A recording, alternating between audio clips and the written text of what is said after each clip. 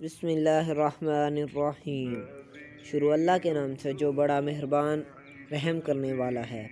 ناظرین، آج کے اس ویڈیو میں حضرت خالد بن ولید سیزن 1 ایپیسوڈ 1 کا آغاز کریں گے۔ ایک ارب اونٹنی پر سوار اس راستے کو طے کر رہے تھے جو کرا درسوئی سے ارکا کی طرف جاتا ہے۔ دوپہر کا وقت تھا۔ آفتاب عالم تاب عین سر پر پہنچ چکا تھا اور نہایت آب و تاب سے چمک رہا تھا۔ سفید دھوپ پھیلی ہوئی تھی اور اس میں ایسی چمک تھی کہ نظر اٹھا کر دیکھا نہ جاتا تھا۔ آفتاب کی شعاعیں ریت کے ذروں میں ایسی بجلیاں بھر رہی تھیں جنہیں دیکھ کر آنکھیں کھیرا ہو جاتی تھیں۔ گرمی کا یہ عالم تھا کہ سوار اور اونٹنی دونوں پسینہ میں شرابور تھے۔ ارب سوار نے اپنے تمام جسم پر ایک چادر اس طرح لپیٹ رکھی تھی کہ سوائے آنکھوں کے بدن کا کوئی عضو نظر نہ آتا تھا۔ چونکہ دھوپ اور گرمی نے انہیں پریشان کر رکھا تھا، اس لیے وہ اس فکر میں تھے کہ کہیں کوئی سایہ دار درخت آ جائے تو اس کے سایہ میں کچھ دیر سستا لیں۔ لیکن وہ میدان لک و دک تھا۔ اول تو وہاں درخت تھے ہی نہیں، اور اگر تھے تو ان پر پتے نہ تھے، شاخیں نہ تھیں، صرف تنے ہی تنے تھے۔ یا تو وہ سوکھ گئے تھے یا مسافروں نے ان کی شاخیں اور پتے اونٹوں کو کھلا دیے تھے، اس لیے وہ ٹنڈ منڈ رہ گئے تھے۔ ارب سوار کے پاس پانی بھی ختم ہو چکا تھا۔ دوپہر سے پہلے اسے پیاس محسوس ہو رہی تھی۔ جوں جوں دھوپ میں گرمی بڑھتی جاتی، پیاس بھی زیادہ ہوتی جاتی۔ لیکن اربوں میں یہ خوبی تھی کہ وہ ہر مشقت اور ہر تکلیف کو برداشت کر لیتے تھے۔ گرمی اور پیاس کو برداشت کرنے کی ان میں خاص طور پر قوت تھی، یا یہ سمجھو کہ وہ گرم ملک کے رہنے والے تھے، اس لیے بہت زیادہ جفاکش تھے، اور گرمی اور پیاس کی قوت برداشت ان میں خاص طور پر تھی۔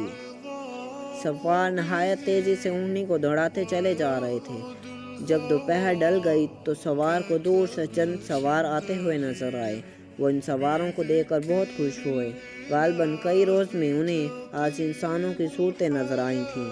اربی سوار نے آنے والے سواروں سے ملنے کے لیے اونٹنی کو اور تیز کر دیا۔ ادھر سے یہ بڑھ رہے تھے اور ادھر سے وہ آ رہے تھے۔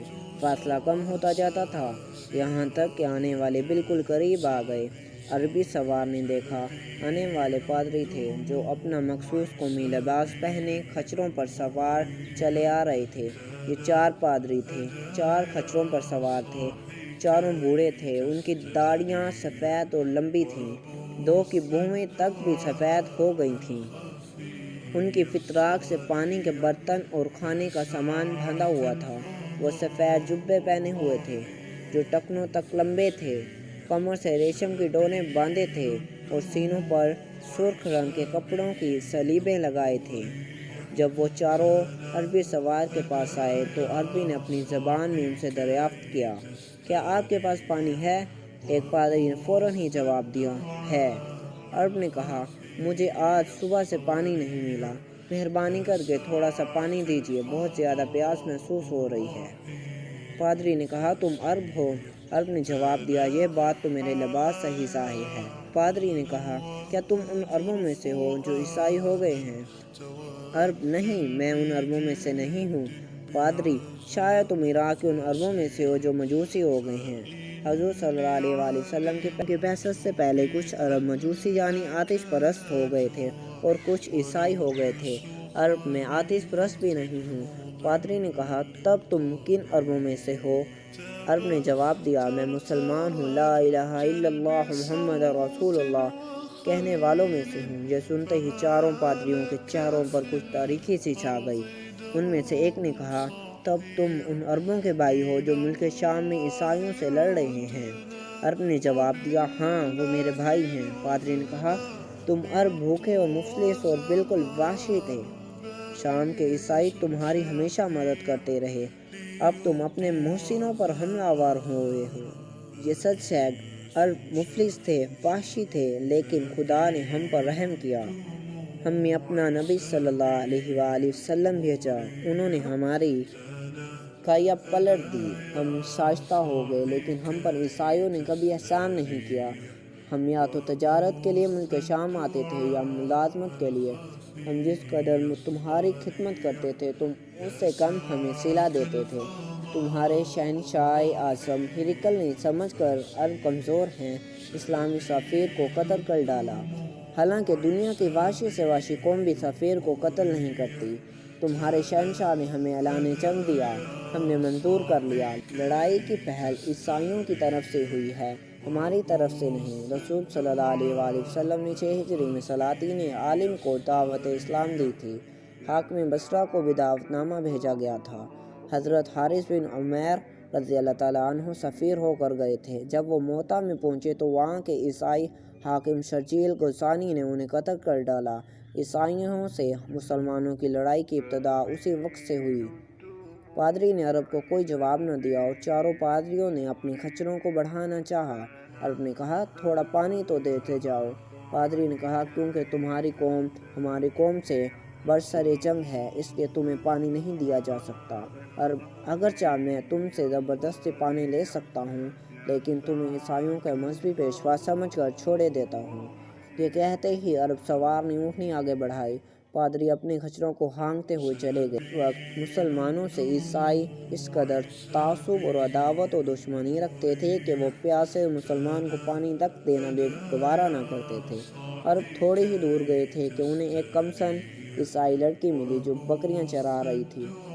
عرب نے اس کے پاس جا کر پوچھا لڑکی کیا تیرے پاس پانی ہے؟ لڑکی نے غور سے عرب کو دیکھا۔ اس نے کہا میرے پاس پانی ختم ہو گیا ہے۔ تم اس طرف سے کہاں سے آ رہے ہو؟